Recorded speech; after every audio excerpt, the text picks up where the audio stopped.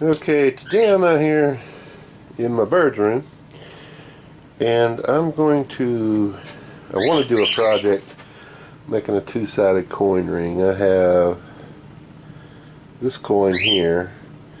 It is a Newfoundland 50-cent piece. This one is from 1899. I also have this one, which is from 1900. I don't know if you can see that or not. But I thought the design around the outside was pretty interesting. So I thought it would make a nice ring. I've got two of them. So, and this one back here, I don't know why, that's too damn small for anybody to see. So,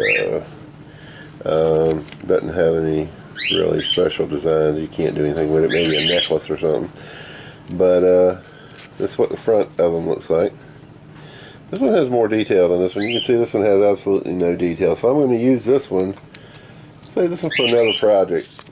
These are silver, but it's been a while since I made a two-sided coin ring, so I'm going to do some practicing on some of these old, these aren't really old, these are newer quarters. Some of them are just regular quarters, some of them are like national park quarters, like that one. And like this state quarter right there. And I'm just going to hammer out a few rings on the old press there. I got the ring machine in my hydraulic 6-ton press here to manipulate these things. I've got my coin punch from Bob Nerd I can use, which will actually make a hole about that size there. It's going to have to be a little bit bigger hole in the middle though, because I want to remove that center date and everything that's in there. But I'll get started on that and I'll bring you guys back in. Okay, there's the first ring made out of a national park coin.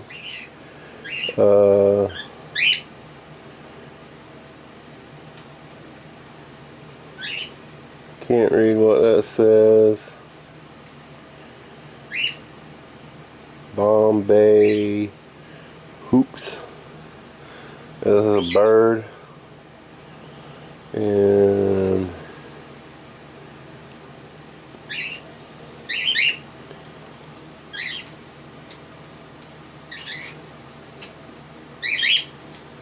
I can't read that. I'm blind as a damn bat. But anyway, it says 20. There's a date on it right there, 2015. I don't know if you can read that or not. It says 2015 right there. It had a hooping crane on it or something. You can see his head right there. And you can still see the detail on the inside of the ring. This is a clad. Don't get excited.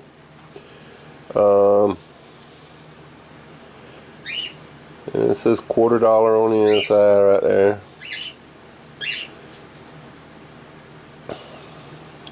Down the States. But anyhow, I got the edge all nice and smooth. It's a little rough right there. I better hit that again, but the rest of it's pretty smooth. And some people say this isn't really art. This doesn't take that much effort. Let me tell you something. I don't know if you can see, but right there how it's flared out a little bit. I didn't want that to be flared out. I wanted it to be flat.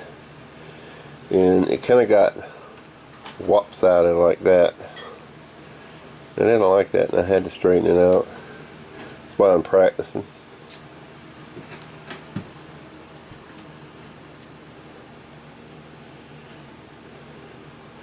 But that's the first one. I'm going to do about 5 of them, 6 of them, if I can get good at it.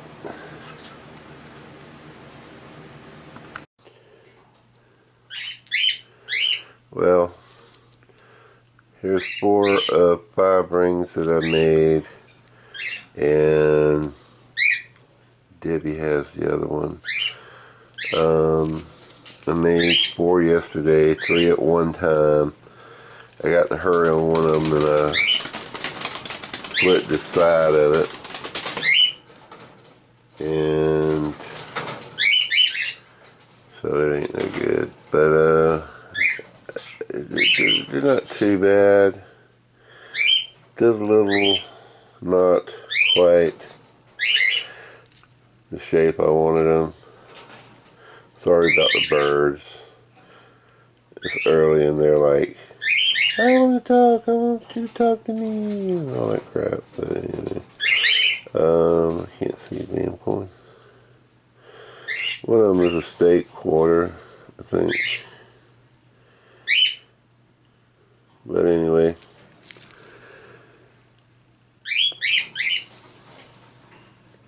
Yes, you can see the date on that one. I think, yeah, that's the steak quarter there. I think. But anyway, just wanted to show you the progress I made, and now I'm going to start on the Newfoundland 50-cent piece.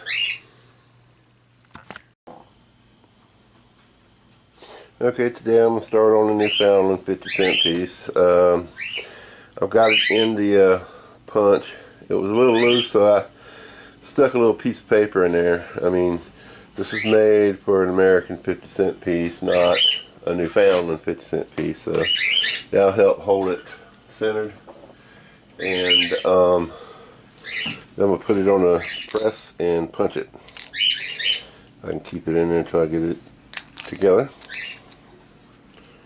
Okay, there's the punch put together. Alright, my hip's hurting me today, so y'all bear with me.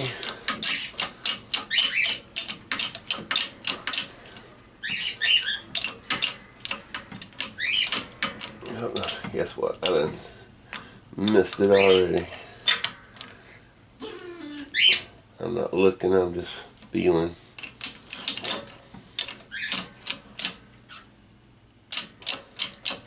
Alright. 1, 2, 3. I guess it would help if I tighten up enough, huh? This is the Harbor Freight press, so. Boom!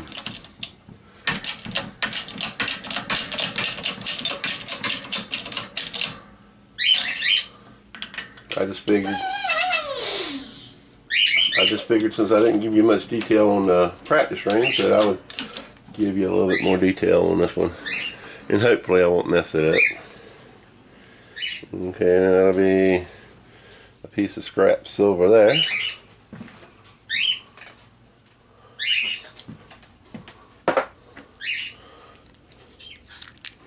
And there's our coin. Looks a little off-centered anyway. We'll work with it. We will work with it.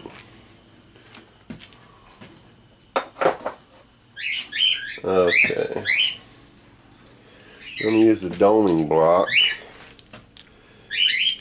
for this method. I'll put the coin, I'll put it in this one. It's a very tight fit, but I think we can make it work.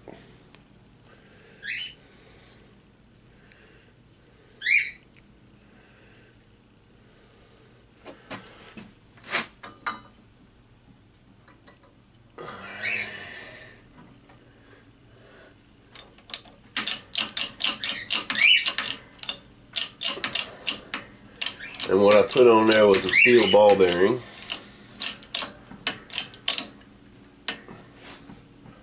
We're going to dome it. A lot of people say this isn't really how you make a coin ring. You know what? As long as it ends up a damn ring, it's a frickin' ring, alright? Put your damn belly aching.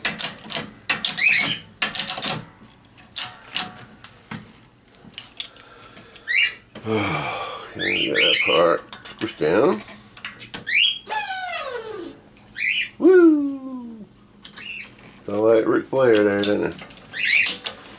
Alright.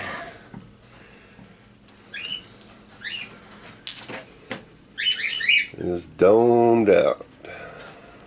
Let's see if you can see that or not. Alright. Let me get my file because I want to file this edge down. I'll be right back.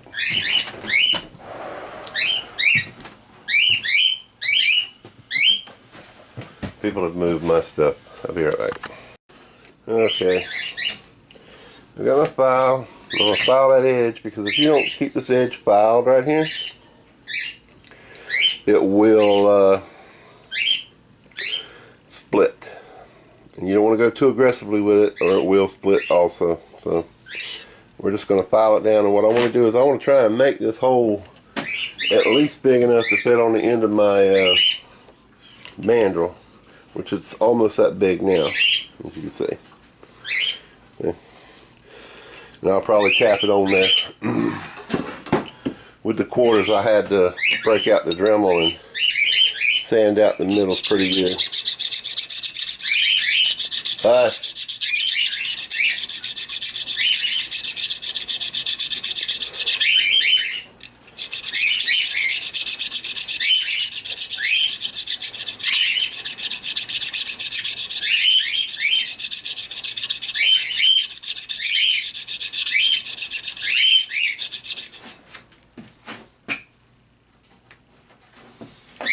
They want attention. What? Yeah, get your food.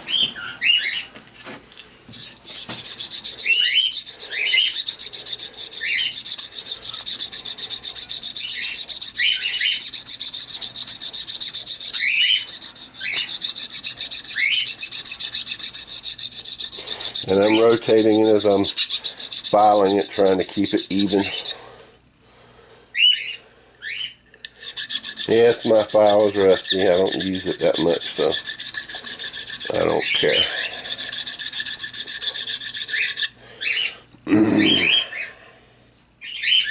Okay.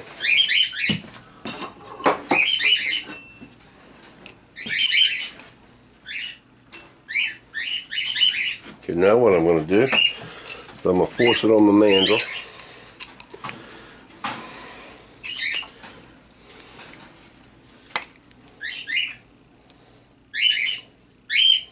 Gonna be a pain in the ass today, I can tell you that.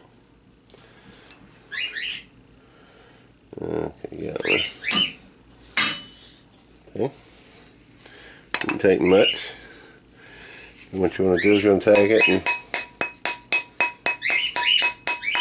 tap it down on there. And what I want to do is get it far enough down that I can put it on my ring stretcher. And I will probably anneal it before I do that.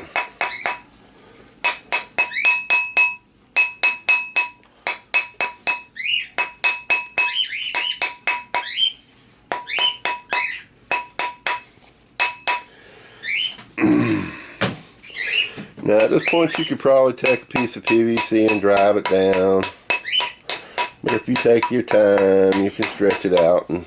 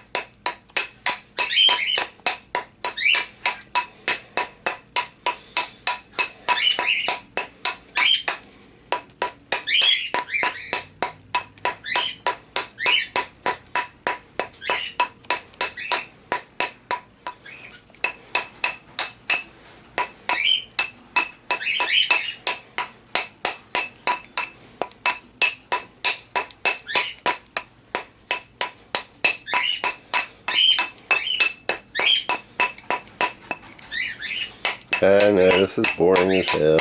You'll get over it. You can watch Jerk bam on a ring for 15 minutes. You can watch me bam on this one for 2 or 3. Has to go down a little bit further to go over the ring stretcher.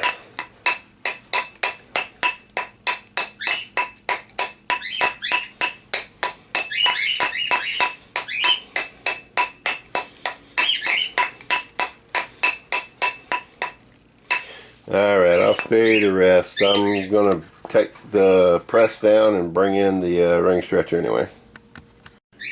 Okay, I went ahead and I annealed the coin. You know it's got a little tint to it. Now when this is a silver coin, you don't want to over anneal a silver coin because it will bubble up. You know, basically the surface will melt. All you want to do is get it to kind of glow red in the dark. Now I'm going to file that open in a little bit just to make sure I get all those micro cracks out.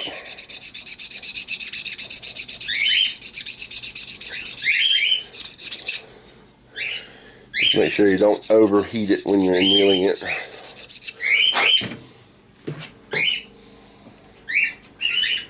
Okay, slide that over that. See, this has a spring up here to hold these leaves together. I'll show you. Okay. So right there's a spring right there. And you have to get that hole big enough, and it is just big enough to go over that spring because it holds those leaves together on the stretcher. Alright. Make sure you can see this.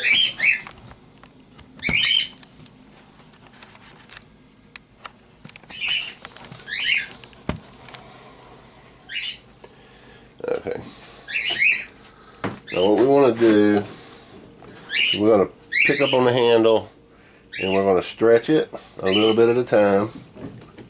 And then we're going to rotate it, stretch it, rotate it, stretch it. And the reason for that is because if you don't, you'll end up with a kind of a square shape because of the gap in the middle of the leaves.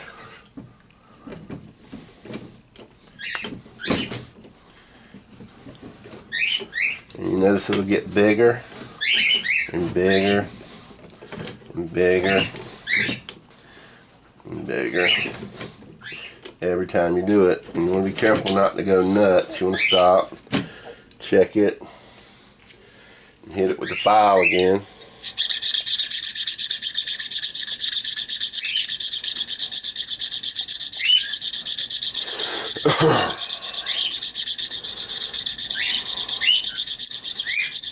Sorry about the birds, guys. And you want to be careful not to stretch one side more than the other, or you know, if you wobble it, it will wobble this ring.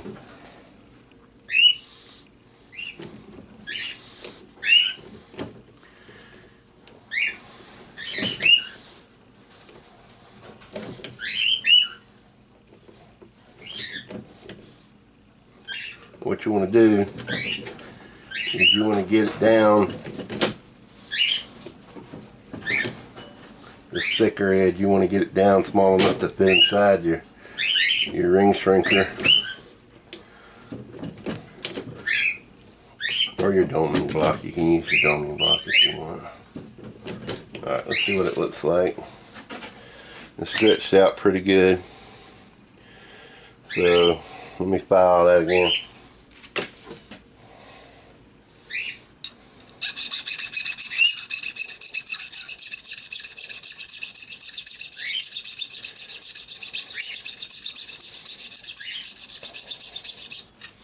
Okay, now this outer edge gets squished in like that.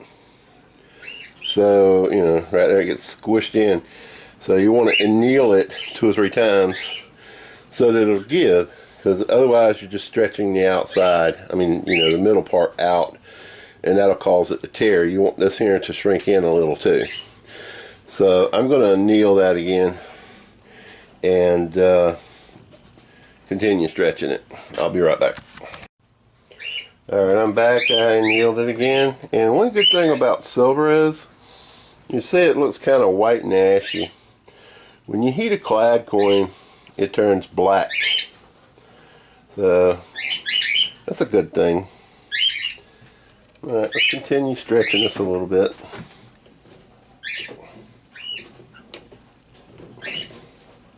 Don't need to get in the way there. I don't have any of my tools bolted down because I want to bolt them down in my shop when I get my shop done.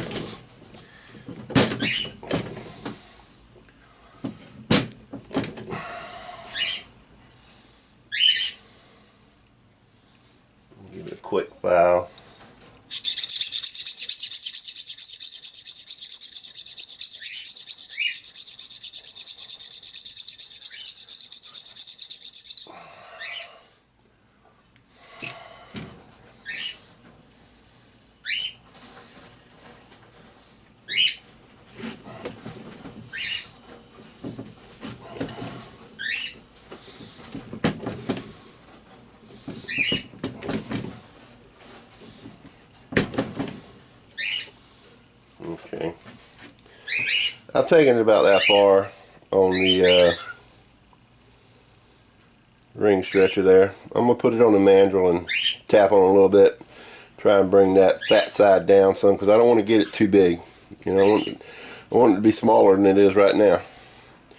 So let me get my mandrel and my hammer and work on it a little bit. Okay. I got it beat down till it's about even.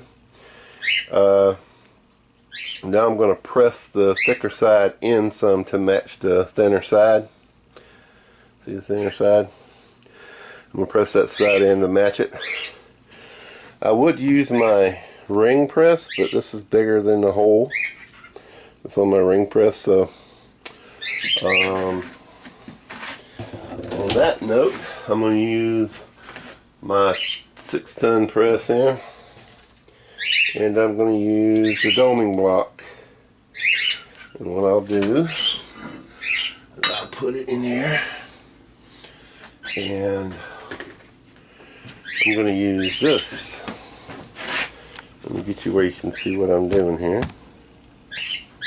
You can't see too much, can you? But anyway, there's the ring. I'm going to put that on top of the ring. I'm going to center that under the punch, under the press. It's coming down. And you want to keep it kind of centered if at all possible, because you want it to press the ring down in the middle of the doming block, or it might go askew, and that wouldn't be good. Alright.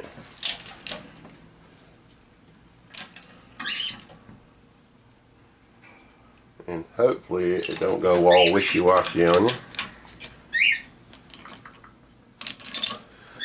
Let's see what we got here. And it pushed it in a little. I'm just doing a little at a time, so I don't mess it up.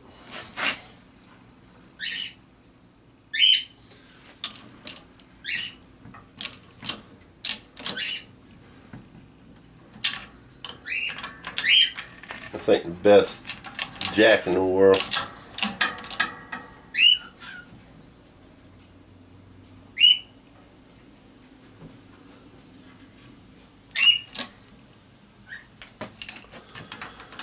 And it's always, you know, you take a risk of it being squished wrong, which this time it didn't do too bad. It compressed the bottom end pretty good, but still the top is a little off center. You can see right there the bottom rolled in right there more than it did over here. So what I'm going to do is I'm going to put it on the mandrel and tap on it. I might have to break out a metal hammer, which I don't want to have to do, but I'm going to have to tap that out. So I'll be right back. So these are the things that I was practicing trying to avoid, but silver is softer than clad, so you have unpredictability in silver, and I'm really after that pattern on there more than anything else, or otherwise I would just tap it into a ring with a hammer on an anvil, you know what I'm saying? So I'll be right back. Okay, I put it on the mandrel, and as you can see I've got some scratches in here right in there. It's from my damn mandrel. It's got a few nicks in it. I need to grind it down and sand it smooth in some places, I think. Which this isn't for sale or anything, so I'm not worried about it, but as you can see I got it pretty well even. I straightened out the roll on the edge. I'm going to sand that edge a little bit and even it out. Now what I'm going to do is I'm going to take this here lip right here down closer to that rim right there. You see that little, take that rim off down to that little mark right there. I'm going to take it down just before that, so it'll be just that band of decoration that's on that coin. I'm going to do that on the sander, so I'll be right back. Okay, I've sanded it down pretty close to the edge there. Now I think what I'm going to do is get some sandpaper and sit down and sand these edges down smooth. And I went ahead and took the reading off of the back of this so it'd be more smooth. And I'm going to finish sanding that edge by hand with a sandpaper and a file.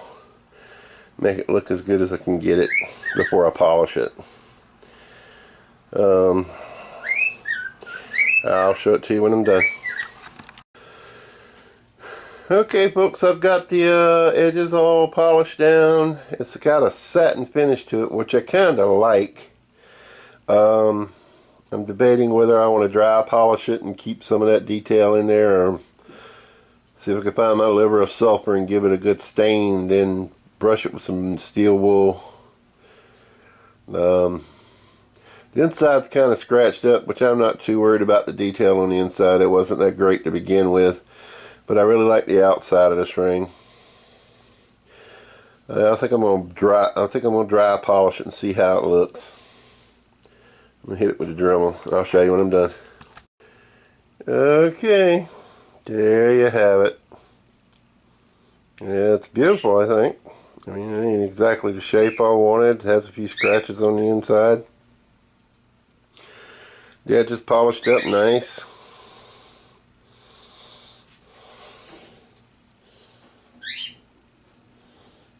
You know, and trying to get it to focus for you. Anyway, that's the ring.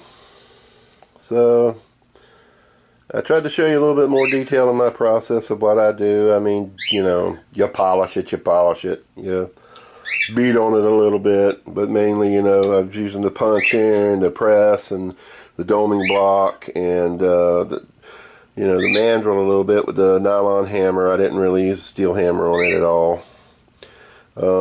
Like I said, I used my sander and sanded down that edge there where it was closer to the band that I wanted, and filed and sanded down the edges best I could and polished them.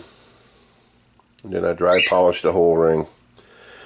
And that's it. I hope you guys enjoyed this little video. I hope you have a great day.